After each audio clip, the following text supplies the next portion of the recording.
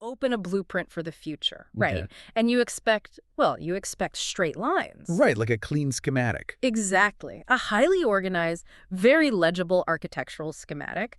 You expect to see, flying cars neatly slotted into these little traffic lanes over here and maybe some shiny chrome skyscrapers over there. And humanity is just essentially unchanged. Yeah.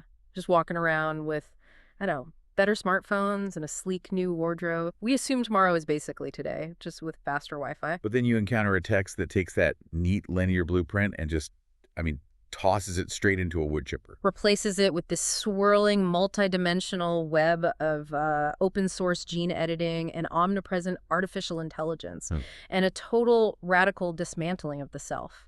So we are looking at a vision of tomorrow that is honestly just mind-bending. It really is. And it demands an entirely different cognitive vocabulary. We aren't just talking about upgrading the hardware of society while keeping the human software intact. What we are examining today is an ontological earthquake, a fundamental reimagining of what it actually means to exist as a conscious entity on this planet. Okay, let's unpack this, because today you and I are pulling apart this incredibly dense, provocative, and honestly borderline sci-fi manifesto by Benoit Nouni-Lapierre.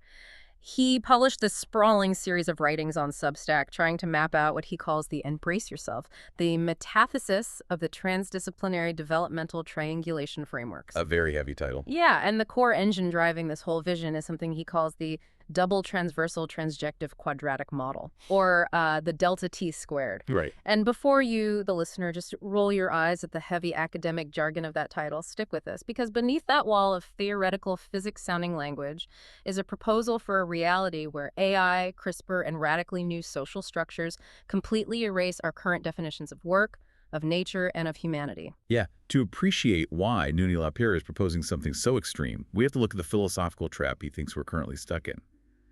He frames this as a tension between two dead-end frameworks. On one side, we have what he calls essentialist humanism. That's basically the old school idea, right? That there's a fixed human baseline. Exactly. The prevailing wisdom that says we shouldn't play God, that our biological nature is a boundary line we cross at our own peril. Right. It's the classic Frankenstein warning, like, do not tamper with the underlying code because the human soul, or whatever you want to call it, is inextricably linked to our current biological fragility. That is the essentialist view in a nutshell. Now, on the other end of the spectrum, you have pure transhumanism. Think of the Silicon Valley libertarian dream. Oh, uploading consciousness to the cloud. Right. The belief that biology is just a clumsy vessel and we can just technology our way out of it. It's this desire to upgrade our bodies like iPhones and basically ignore the messy, complex social realities of being a species embedded in an actual ecosystem. So he looks at both of these and says, nope, they both fail. He does. Essentialism traps us in the past, and transhumanism is this sterile, individualistic fantasy that completely severs us from reality. So he proposes a third path, what he calls an ontic turn, which is a fundamental shift in the very building blocks of reality. He wants a future that embraces the absolute wildest extremes of technological mutation, but roots that mutation in deep, communal, ecological restructuring. He's trying to build a completely new operating system for existence. Right. And to understand how this post-labor, infinitely editable society actually functions, we have to learn the language of this new operating system. We need to decode the delta T-squared model. And that begins with understanding transversality. Transversality. Right. Because in traditional thinking, we love our categories. We draw these very distinct boundaries, like here's the domain of the biology, over there is technology, down the hall is sociology. Right. And when we want to innovate, we just build a bridge between them. Exactly. We create a multidisciplinary study. But Nouni-Lapierre insists that a transversal is not a bridge between two distinct points. Yeah, the text explicitly says transversality is an event through which domains lose their closure. And it actually made me think about ice cream. Ice cream. Stay with me here. A traditional multidisciplinary approach is like a carton of Neapolitan ice cream. You have chocolate, vanilla, and strawberry perfectly aligned next to each other. They share the same container, they touch at the borders, but the vanilla never stops being vanilla. Ah, I see. A structural coexistence, but no fundamental alteration. Exactly. The chocolate maintains its distinct chocolateness. It's a clean, safe separation. But transversality is not Neapolitan ice cream. It is much closer to, like, a violent chemical reaction. Right, like mixing baking soda and vinegar. Yes. If you pour vinegar into baking soda, you don't get a container holding vinegar and baking soda side by side. The original categories are destroyed, they lose their closure, they erupt into this completely new foaming state of matter. That's a highly effective way to visualize it. Hmm. In this model, biology, technology, and thought are not sitting next to each other. They are constantly, simultaneously co-emerging and altering each other at a molecular level. Thought traverses matter at the exact millisecond matter traverses thought. And if you follow that logic, I mean, if biology, thought, and environment are locked in this constant eruptive chemical reaction, it completely annihilates the second major pillar of our current reality. The isolated human subject. Yes. Which leads us to transjectivity. And this was the concept that really forced me to just, sit down and stare at the wall for a minute. It is incredibly disorienting. Because for centuries, our entire worldview has been built on the Cartesian divide. I think, therefore I am. There is the subject, the observer, the driver of the car, and then there are objects, the world, the steering wheel, the road. And the author is demanding we abandon that completely. He argues that the isolated I is an archaic illusion. If you are constantly being chemically rewritten by the environment and the technology around you, the boundary of yourself doesn't actually exist. You're no longer a subject. You are entering the transjective, a state of being constantly thrown across these domains. But practically speaking, what am I then? If I'm just listening to this deep dive while walking the dog, holding a smartphone, what is my agency? Who is making the decision to keep walking? Well, in Nuni LaPierre's vocabulary, you are a relational nexus. Your agency is co-produced. It is a temporary aggregate of forces. So I'm not just one thing making a choice. No. Yes, your DNA is firing off signals, but so are the predictive algorithms on your phone that determine what audio you are listening to right now. The microbes in your gut are subtly modulating your serotonin levels. Which affects my willingness to walk further. Exactly. And the historical zoning laws of your neighborhood are dictating the path your feet are taking. You are a node in a massive network of what he calls withdrawn objects. He's drawing heavily from object-oriented ontology here. So I only exist in the friction between all these forces. I don't possess agency. Agency flows through me. Precisely. I am not the driver in the car. I am the intersection. I'm the traffic, the stoplights, the asphalt, and the weather, all colliding in real time to create an event called walking the dog. It captures the dynamic perfectly. Yeah. And to map that intersection, he introduces the quadratic dimension of the delta t squared model. Right, the 4 vectors. Yes. Look at human history. We usually organize reality either linearly or cyclically. A linear framework is step A to step B, like climbing a ladder. A cyclical framework is repetitive, the changing of the seasons, the daily grind. The quadratic dimension abandons both of those. Completely. It synthesizes 4 distinct vectors into a continuous, vibrating manifold. You have the phenomenological subject, the biological object, the technosomatic interface, and the transjective event. Okay, those are 4 incredibly heavy terms. But the mechanics behind them are fascinating. What the author is saying is that when these 4 vectors collide, they don't produce a straight line of progress, and they don't produce a neat circle. They produce interference. Yes, the model actually requires productive misalignment. It is explicitly not trying to make everything harmonious. And that's a vital distinction, right? Because our instinct is to smooth out friction. We want systems to be seamless. But Nuni LaPierre argues that a frictionless system is a dead system. So think about how you, the listener, actually learn something profound. Let's say you're trying to master a complex new software. You don't just read the manual from page 1 to page 100 and suddenly understand it. No, learning is a messy quadratic event. Exactly. You read about, that's the phenomenological subject trying to grasp a concept. Your eyes start to strain and you get a headache. Yeah. That's the biological object asserting itself. Right. You mess around with the keyboard shortcuts and the screen glitches out. That's the technosomatic interface. You step away, annoyed. Maybe you go make a coffee. Your mind wanders. And then suddenly, Right. click. You realize how the software logic works. That realization is the transjective event. It wasn't in the manual. It wasn't strictly in your brain. It was generated by the interference, the productive misalignment of your biology, your tools, and your environment. You needed the friction of the biological headache and the technological glitch to force the cognitive breakthrough. The knowledge emerged from the crossing. Exactly. Okay, so we've mapped out the operating system. We understand transversality, the chemical reaction of domains. We understand transjectivity, the self as an intersection of forces. And we understand the quadratic interference that drives it all. Right. So what happens when we apply this abstract, highly theoretical operating system directly to human flesh and bone? Because if the human body is just a transjective node in a network, it means the body is malleable. And this is where Nudi Lapierre introduces a concept that shatters our contemporary ethical consensus. He completely dismantles the idea of nature with a capital N, and to accomplish this, he threads together two major philosophical movements, xenofeminism and object-oriented ontology, or ooh. Here is where it gets really interesting, because the xenofeminist mandate in this text is one of the most arresting sentences I've read in a long time. It simply states, if nature is unjust, change nature.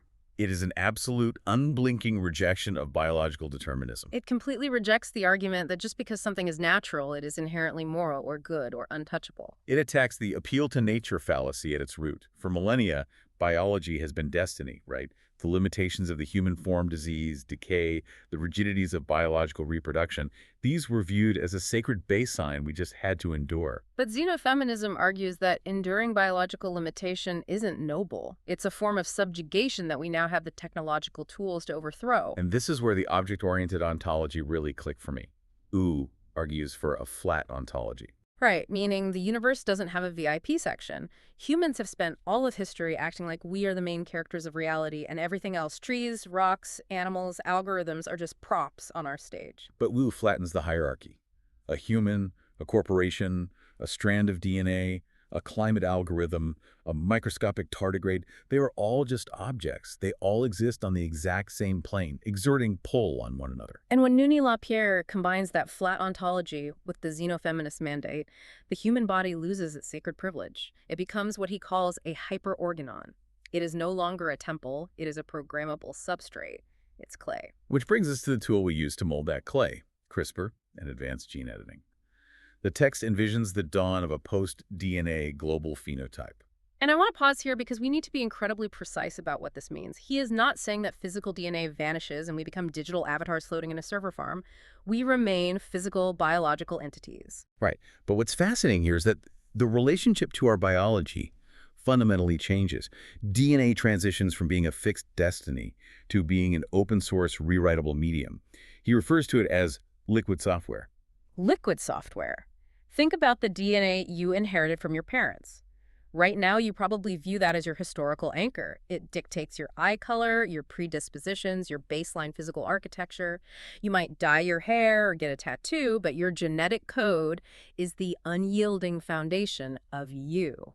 But under the delta T-squared model, your DNA is just a first draft on a shared Google Doc, and the entire transjective community has edit access. Which is wild. What happens to your sense of self when you are just a temporary compile of open-source biology? Well, it creates a profound ethical inversion. Under our current essentialist framework, the moral burden is preservation, right, to protect the natural human form from radical alteration. Yeah. But in Nuni Lapierre's framework, preservation is a failure. Yeah. The new moral imperative is to continuously optimize for agency and joy. The text literally argues that remaining static, refusing to evolve, stubbornly holding on to your unedited biological baseline is the only ontological sin. Which is a staggering claim. It is, but it immediately forces a massive logistical and political question. If human identity, ability, and physical form are just scripts encoded in a rewritable biological medium, who owns the keyboard? Which is the most dangerous variable in this entire equation. Because historically, when a society invents a radical new technological upgrade, it doesn't flow to the masses. No, it flows to the highest bidder. Exactly. If my DNA is a Wikipedia page, wouldn't the billionaires just lock their own pages? Write themselves into 500-year-old super geniuses with titanium bones, while the rest of the planet is stuck running the outdated, buggy biological software of the 21st century. Nuni Lapierre anticipates this. He explicitly identifies this threat, calling it genetic feudalism. And this is precisely why he insists that the transversality and the flat ontology cannot be separated from the gene editing. If you give CRISPR to an essentialist capitalist society, you get genetic feudalism. The rewriting of biology cannot be an individualistic, consumer-driven process. Because the individual is a Cartesian illusion anyway. Precisely. If you are a relational nexus, your biological optimization cannot happen in a vacuum. It must be a collective open source hacking of the commons for the commons. The genetic code must be stripped of its sacred nostalgia and its proprietary patents and placed on a horizontal plane where modifications are shared laterally across the network, all to elevate the collective agency of the entire species. Okay, let's assume, for the sake of the argument, that society actually achieves this. We avoid genetic feudalism. We are living in a transjective network where the human body is infinitely editable, and we are constantly running open source biological software updates on ourselves to optimize for joy. A beautiful vision. But the immediate, unavoidable question is, if everyone is spending their days redesigning their phenotypical expression and expanding their cognitive agency, who is unclogging the sewers? Who is maintaining the electrical grid? Who is farming the food? If our biology is a collaborative document that requires an immense physical infrastructure, who is maintaining the servers for our biology? And this is where the framework pivots from the biological to the infrastructural. It introduces a vision of artificial intelligence that is completely alien to how Silicon Valley currently pitches it. Because today, we treat AI as an incredibly advanced power tool. It's a calculator on steroids. If you're writing a book, you might use an AI to generate an outline or check your syntax. But it is always subservient to you, the human creator. Exactly. In the delta T squared model, AI is not a tool, it is a co-constitutive agent. The AI is absorbed directly into the transversal field. It participates in what Nuni LaPierre calls epistemogenesis, the literal creation and structuring of knowledge and reality. And it does this by bridging the cognitive and the physical. I was trying to come up with an analogy for this, and the book writing idea didn't quite capture the physical integration. It's more like this: imagine you are writing that book, but the AI isn't just generating text prompts. The AI is physically integrated into your environment and your biological state. Right, it's reading your biometrics. Yes, it senses via biometric feedback that your cortisol levels are spiking because you are frustrated with a chapter.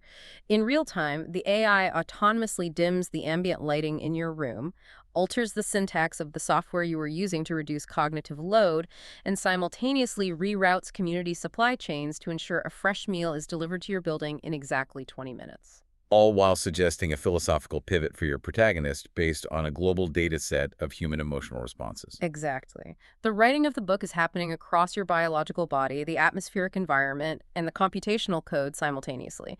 That captures the magnitude of the integration.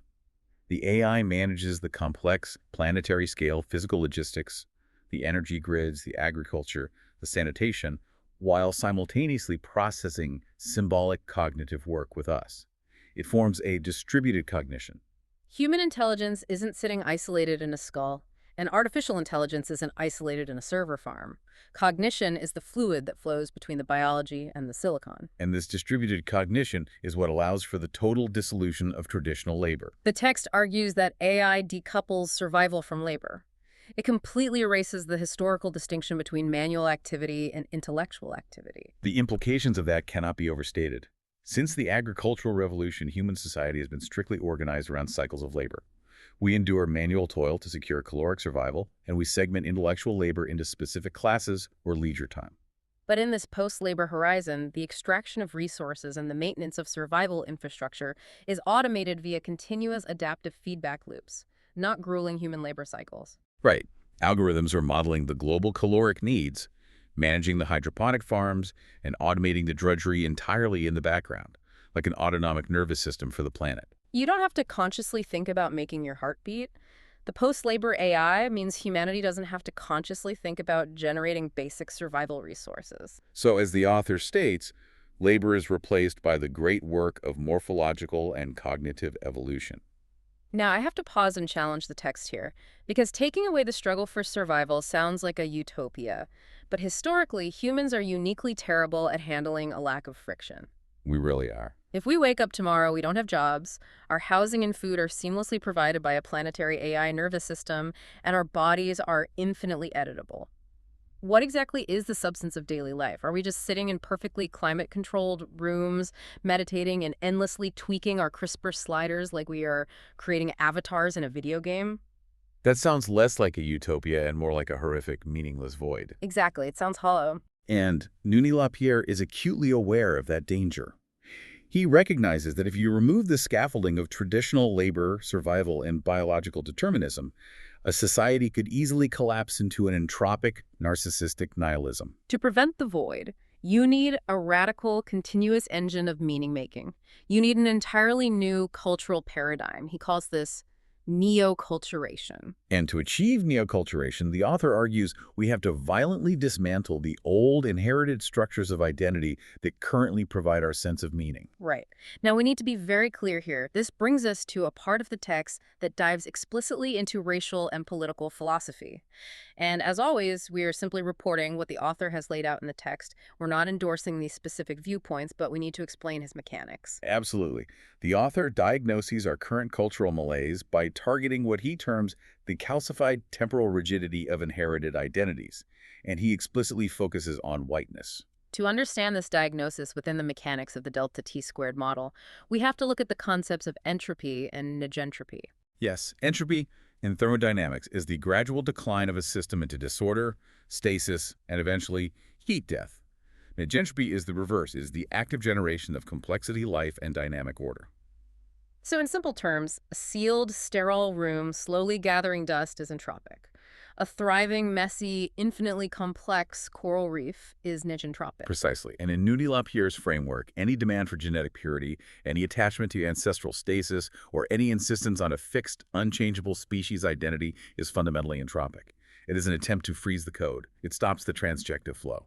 He views historical whiteness not just as a skin color, but as a sociopolitical architecture of purity and exclusion, as the ultimate form of calcified temporal rigidity. It is a system designed to prevent the chemical reaction of transversality. So the text advocates for the joyful abolition of whiteness, alongside the abolition of all fixed species identities. And the mechanism for this abolition is a process he calls radical creolization. The author states that identity fidelity is entropy, whereas hybridization is negentropy. If holding on to a pure historical lineage is a dead end, then the only way to generate new cultural meaning in a post-labor world is to become a recursive algorithm of hybridization. We should distinguish radical creolization from historical creolization, though. Historically, creolization, the blending of cultures, languages, and genetics, often happened as a byproduct of colonialism. Right. It was the result of forced displacement, the transatlantic slave trade, violent encounters between empires and indigenous populations. It was a secondary effect of trauma. But radical creolization is not a byproduct. It is an active, joyful, intentional prime directive. It is a society deliberately choosing to endlessly hybridize its art, its language, its genetics, and its technological forms, actively hunting down boundaries in order to dissolve them. It is treating culture not as a dusty heirloom you inherit from your great-grandparents and place in a museum, but as an algorithmic production of entirely new forms. You aren't just mashing up old symbols, you are restructuring the mechanics of meaning itself. That is the essence of neoculturation. It bypasses Western-centric developmental stages using high technology. When I read this section, my brain honestly started to hurt because it is so abstract. Liquid software, distributed cognition, algorithmic culture, negentropic hybridization. It sounds like a thought experiment that could never survive contact with the real world. But Nuni LaPierre doesn't leave it in the realm of theory. He actually provides a concrete, real-world anchor. He maps this entire dizzying philosophy onto a specific physical location, an off-grid compound in Kenema, Sierra Leone. He calls it the Kenemagorian blueprint. Yes. This is where the hyper-theoretical meets the dirt. He distills the blueprint into an actual equation, which he names the law of R. Right. And I'm going to read the formula, and then we need to spend some serious time breaking down how these variables actually interact in the real world. The formula is R equals the differential of the familial, multiplied by the architectural, multiplied by the theopoetic, multiplied by the computational. And it's crucial to note that it is a multiplication, not an addition. If any one of those variables drops to zero, the entire system collapses. Okay, let me take a stab at the first two variables, the familial and the architectural. The familial differential isn't just about biological relatives living in a house. The text uses the term covenantal realism. It's an embodied, profound kinship and love. Right. It is a psychological and emotional anchoring that prevents the transjective individual from floating off into the digital void. The community is bound by a deeply rooted covenant of mutual care. Then you multiply that by the architectural. In Kenema, this is off-grid adaptive building. They aren't reliant on a colonial power grid or a centralized state utility. No, they are using solar, water harvesting, and dynamic building materials that constantly reconfigure themselves based on the local ecology. You've captured the physical foundation. Now we introduce the variables that elevate it to the delta t squared model. The computational differential is the post-labor AI we discussed earlier. It is embedded directly into the physical compound. And then there's the theopoetic, which is perhaps the most surprising element of this entire manifesto. It represents faith, mysticism, and what he calls Babu-like evental poiesis. That is the part that threw me, honestly. You have this hyper-futuristic vision of CRISPR and AI, and right in the middle of it is a profound reliance on faith and mysticism. But how do these four variables actually interact day to day? Walk me through a scenario in this Kahneman compound. Okay, let's imagine a local ecological shift. Perhaps an unexpected heat wave combined with a shift in the local watershed. In a traditional system, this is a crisis managed linearly. You turn up the air conditioning, you import water, you stress the infrastructure. But in the Kahnemagorian blueprint, it is a quadratic event. Exactly. The computational AI instantly models the thermal and hydrological shifts. It doesn't just adjust the thermostat, it interfaces with the architectural variable, autonomously altering the permeability of the building materials to maximize passive cooling and redirecting the solar arrays. Okay, so the AI and the architecture are reacting. Where do the family and the faith come in? Simultaneously, the AI biometric sensors detect rising physiological stress within the community due to the heat. That's the biological object. The computational network communicates this to the community, not as an alarm, but as an aesthetic and theopoetic prompt. Wow. The community gathers. The familial covenant provides the emotional resilience, while the theopoetic variable provides the semantic framework. They don't view the heat wave merely as an inconvenience to be technologically neutralized.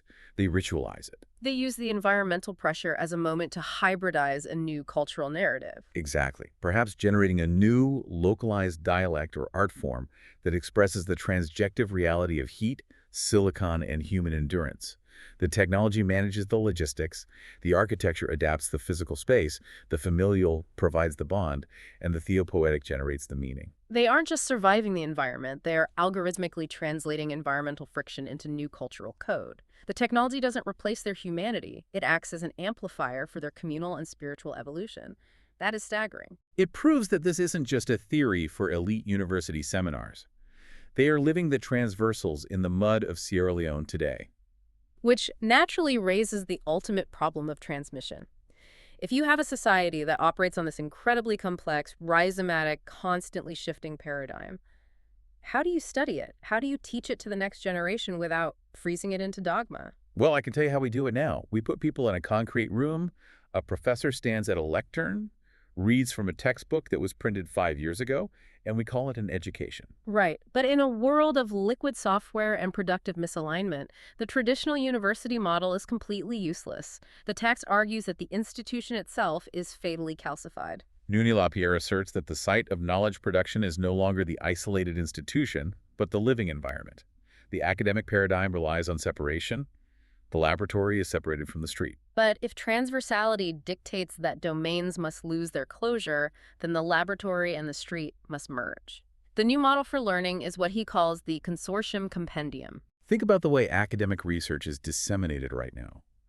An anthropologist goes into the field, takes notes, retreats to an isolated office, writes a paper, and locks it behind a ridiculously expensive journal paywall, where maybe a dozen other specialists will read it. It is a walled garden. The consortium compendium is the exact opposite. It's an open source, living, global Wikipedia. But it is a Wikipedia that physically alters the reality it is describing. He describes it as a tenure of the commons. When the community in the Kanema compound engineers a new architectural response to a heat wave or develops a new ethical protocol for CRISPR edit that optimizes joy, they don't submit a paper to a journal. No, they upload the transversal event into the compendium. That knowledge flows horizontally, instantly, to other nodes across the globe. But it doesn't flow as passive data to be memorized. It flows as executable code, biological, architectural, or cultural code that other communities can immediately download, hybridize, and implement. Knowledge is no longer a noun. It is an active verb of transformation. And to participate in this compendium, researchers have to completely abandon the classic scientific method of observation. The text introduces a critical methodology called non-auto anthropology. Classical anthropology, what we might call autoanthropology, relies on a fundamental conceit, right? There is a stable, rational human observer holding a clipboard, standing outside the system, looking objectively at the subjects of study. But in the delta T squared model, there is no outside of the system. The person holding the clipboard doesn't exist as an isolated subject. They're a relational nexus. Let me push back slightly on how we frame that. It's not just that the observer is part of the system, it's that the act of observing fundamentally alters the observer's own biological and cognitive state in real time. Exactly. Non-autoanthropology means the human studies itself not as a privileged overseer, but as just one object among a flat ontology of objects. You are co-emergent with the AI, the microbes, and the cultural algorithms. You can only study the transjective network by actively bleeding into it. And what absolutely blew my mind when I realized it is that the text we are analyzing, this incredibly dense, looping, frustratingly complex Substack post, is actually performing the theory it is describing. It really is. Nuni Lapierre isn't just writing a traditional essay about a compendium. He is writing in the form of a compendium. It is intensely meta. He invents neologisms continuously, words like rhizopolycentric or diasymion engine. He isn't doing this just to sound academic. He is linguistically engineering a new syntax because he believes that if you use the old linear colonial language of Cartesian dualism, you will inevitably reproduce a linear colonial world. The friction you feel while reading his writing is the productive misalignment he is theorizing. The text is designed to break your linear reading habits and force a transversal cognitive event. He's making your brain do the quadratic math just by reading the sentences. Wow. Okay. We have covered an immense expanse of philosophical territory today. Let's try to pull all these threads together and see the tapestry we've woven. We began by identifying the failure of both essentialist humanism, which fears change, and pure transhumanism, which seeks to escape reality. We established the need for an ontic turn. We decoded the delta T squared operating system.